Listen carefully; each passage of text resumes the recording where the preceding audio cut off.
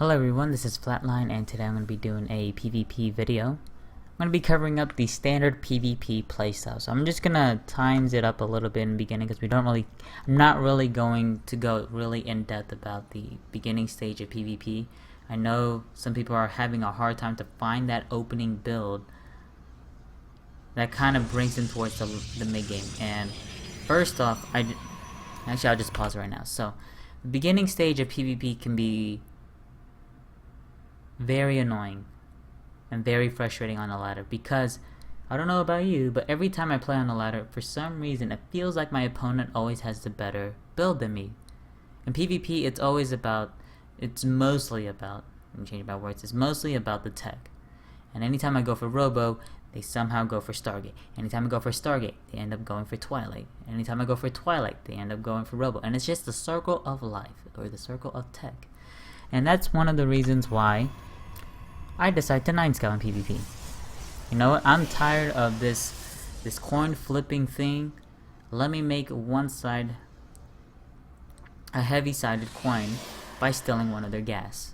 So this kind of limits their options. If you steal a gas from your Protoss opponent, they're only going to be mining from one gas for quite a while. Quite a while that once their second gateway unit comes out, they will have only 200 gas that they can use. Plain and simple. Plain and simple. As for me, I have both my gas, so I have a lot of options. I can go for DTs, I can go for Robo, I can go for Stargate, I can go for Blink, etc, etc. Him, on the other hand, it's not quite the same. Not quite the same. So, if you're wondering, well, what kind of build should I do? Well, it kind of depends on what league. If you are low masters and below, you can go for DT Robo builds. You can go for 3-gate Stargate builds. You could go for a Blink Robo build. Those are probably the 3-gate Robo builds. Pretty much those 4 builds I feel like are very generally safe builds. Now, I'm not saying that that's the best thing in the world because obviously they will have their counters to them, but it can force you towards the mid game stage, which is what I want you generally to try to go for, because once you get to there, it comes down to your macro and it comes down to your game, your decision making, and I guess your micro as well, and all that kind of stuff. So, if you're wondering which one do I think is the best overall, probably gonna be DT Robo. If you don't like 9-scouting like I do, go for DT Robo. I like DT Robo in the sense that it's you can play aggressive and you can play defensive with the tech of the DT. Unfortunately, there are some counters to the DT Robo build, like Blink Robo or 1-gate Robo Double Observer Rush, that you just have to acknowledge. Okay, so once it's, I should actually back this up. Well, don't really need to. This is good. Okay.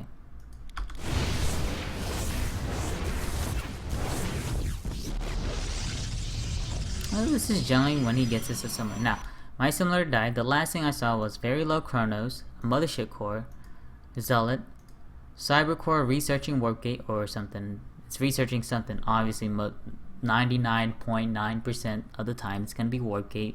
So I don't think it's going to be the rush to air weapons. And he's also making a second unit. I don't know what the second unit is, unfortunately. But because I saw the Zealot and the mothership core, I generally know around 450 his second unit should be out. Around that time, give or take. And because of that, that means he only had 50 gas left. So it can either be a Zealot, or it could be a Stalker, because a Stalker is 50 gas, or it could be the Zealot, which means he retains his 50 gas from that, which means he could go for a quicker tech, probably gonna be Robo or Twilight, but it can't be a Stargate because he made the mothership core. Mothership core is 100 gas. So cut that off right on the early stage, but I don't know what tech he's going for. and he also has low chrono, so I know it's not some 4-gate. I did remember me playing in the stream. I felt like he was going for a very fast expand because he goes for a very quick mothership core. He can't really do a work gate timing. Because he gets the mothership core, that's 100 gas right off the bat from his limited gas usage. So that means he doesn't really have a very strong tech. Alright, even if he does tech to something, it's not going to be a one base push because it's going to be really late and it's going to be really weak because he can't really dedicate to that tech for quite a while. And so I'm just going to scout around, kill out the probe, and now I'm going to apply some pressure. Now why am I applying pressure? Because one, we know, or from deductive reasoning, that he has low chronos, he made the mothership core early. It means he generally is going to play very defensive. He's not going to have that many units out on the map, so let me poke up in the front with my mothership core and my 3 stalkers. Okay, I see his fast, I see his nexus, I see 2 stalkers, a mothership core, and a zealot. Perfect. You know what this means? This means no Stargate. This generally means no DT. No DT. Just because of his gas. And plus, we also kill off his probe. If you're able to kill off his probe, that's gonna be awesome. Now, it's because, like I said, I knew he was gonna play passive. I did expand. And one thing you want to do, once you confirm your opponent fast expanding like you generally want to get your forge immediately, because you want to get ahead towards the mid game stage. You know, my nexus was later than his, so, and also he has his rebel before me, so I'm gonna actually be behind in tech. Let's gain every advantage that we could possibly get, and one of the things you want to get is your upgrades. Upgrades does factor in towards the later stage, of course. When it comes to quality of your army. Not only is it about your composition and positioning, but it's also about your upgrades. Okay, so now we're on the juicy part, the mid-game stage. The mid-game stage of PvP. What should I go for? You know, there's the Stargate, the skytoss style, which I would try to refrain most players to go away from, though it's probably easier to execute for the lower stage because it's a little bit harder for them to actually deal with skytoss, unfortunately. But as you progress towards, you know, to the higher leagues and whatnot, skytoss generally becomes really hard / weak to do in the matchup. So it kind of leads to 2 different army compositions or styles you could go for. You could go for the immortal archon style, which is starting to become really popular, and in my opinion it's probably my favorite style and the one that I would favor the most. Or you could go for the Wings of Liberty-esque style, that range style. Get the Robo Bay, go for the Colossus style, the good old sweet 8 Colossus, 8 immortal, 8 archon, or something like that composition. Like I said, I like to go for the Immortal Archon. So the cool thing about the Immortal Archon is it is very fluid when it comes to your upgrades, because you do need to get your Twilight Council so you can resume your +2 attack. Whereas for the Robo style, you just have to get the Twilight Council because you want to get your +2 started. But you do have to get the Twilight Council with the Immortal Archon because you want to get charged, you want to get the Temple Archives, you want to get the Dark Shrine or something like that.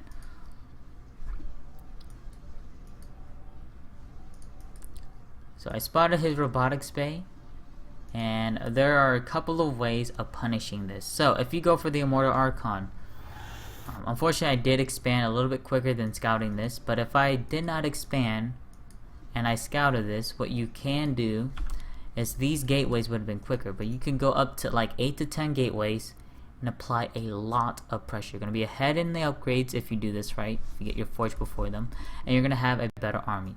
The Colossus army scales better, or becomes better than the Immortal Archon around 160-ish and above. But if you are 160-ish and below in supply, the Immortal Archon composition is better. The Colossus only gets better on the bigger the army gets. So if the army is pretty small, that's where the Colossus is generally weak at. because it doesn't have that much supporting it at all. So that's why if you see them go for Colossus, you can kind of punish them. You see, he's gonna go for an immortal drop, which is pretty fancy, so I'm still gonna be able to pick up my immortal, unfortunately. Sad day. But I do have my third base before him, so awesome stuff. Awesome stuff.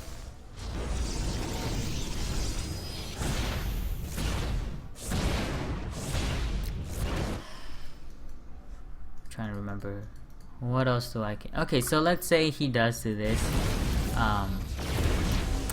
We're facing a guy that's going for the Colossus style, and we're going immortal archon. If we are not able to do that 10 gate pressure, which I should have done, or I can do right here, because I did add my extra gateways here, and I have my +2 attack before him, so I could apply some pretty good pressure with some archons and my immortals. Should be able to apply some pressure, because look at this army.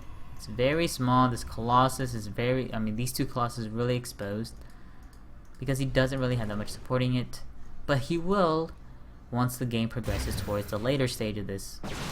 So you generally want to be more aggressive if you go for more Archon. If you're going for the Colossus route, you should accept that your third base should be later than your opponent if they're going for a Mortal Archon. And you should be very, very cautious on your army positioning. Make sure you're not overextending. You gotta make sure your Colossus are well protected, and that you can actually defend against your opponent's attack if they are attacking. Now, we're gonna jump to my position and ask you, what do you do if you're not able to kill him?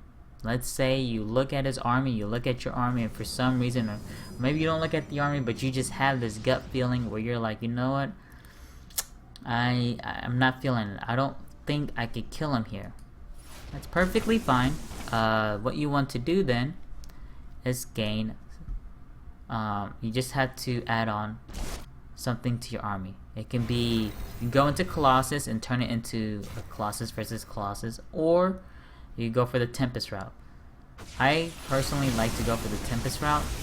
The Colossus route is weird in the sense that you are always going to be behind a Colossus, and you're just hoping that he's not going to attack into you while you're trying to build up a Colossus count, or it's going to be around his, generally even, or something like that. The Tempest route, you just want to get around, you want to get up to 5 Tempests, 5 to 6 Tempests, 5 to one-shot the Colossus, and have a field day with that. And that's generally what I like to do.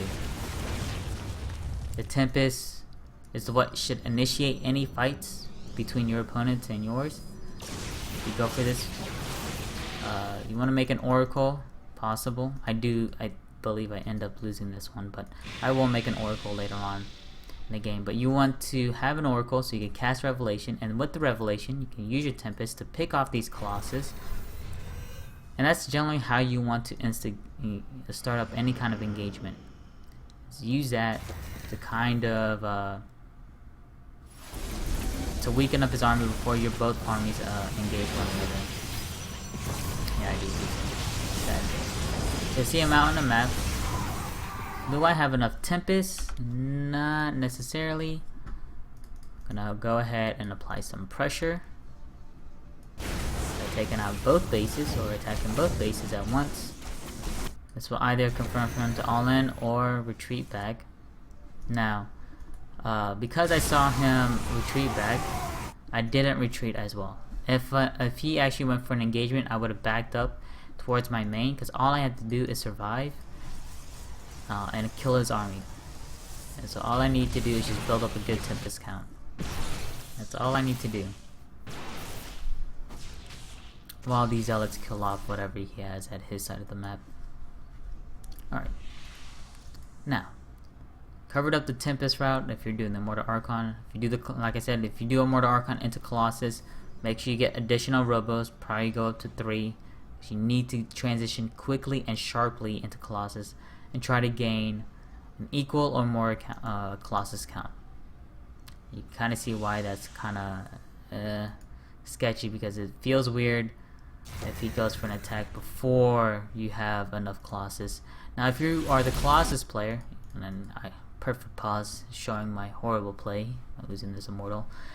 Now if you're going for the Colossus route like this year, like Death in here, what can you do if you spot your guy going for immortal archon? There's two different timing attacks, or two different ways you can kind of deal with this. One, you can kind of stop at 3 Colossus and then just go back into immortal archon, and you'll be in good shape.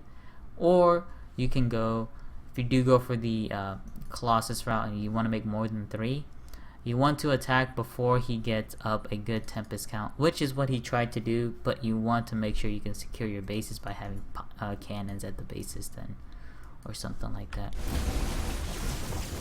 Because if you don't, those counterattacks was really good for me.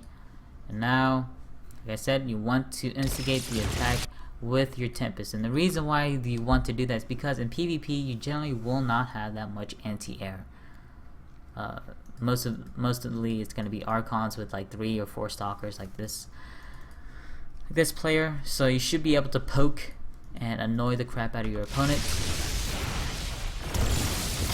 He leaves the game. Like I said, you want to go up to 5 Tempest. It one-shots the Colossus. And yeah, I'm not sure how much they get for +1 attack, but I do remember that it takes 5 for a while. If you do this right with your Tempest, you should be able to pick off like 3 Colossus before your army engages, and so that's like 18 supply. If you're able to do that, you're going to be way ahead in the engagement. But anyways guys, thanks for watching. If you haven't already, please follow me on Twitter. You can subscribe to my YouTube channel as well. I know I haven't been making that many YouTube videos lately. There's a lot of excuses or a lot of reasons where you could take whatever. Me moving or me just don't know what the heck to make videos. I feel like I made a lot of videos that covered up a lot of stuff, and there's really not that much to cover up besides that. So if you do have a topic that you want me to cover, you can post it, you can leave a comment below, you can go on my website flatlandse2.com. I forgot to promote that as well. Check out my website. You can leave a comment there as well. I check both my YouTube and my website as often as I can. But if you want a direct or immediate response, Twitter's probably the best spot to hit me up. But yeah, thanks guys for watching, and see you later. Oh, and Happy New Year's guys, and see you later.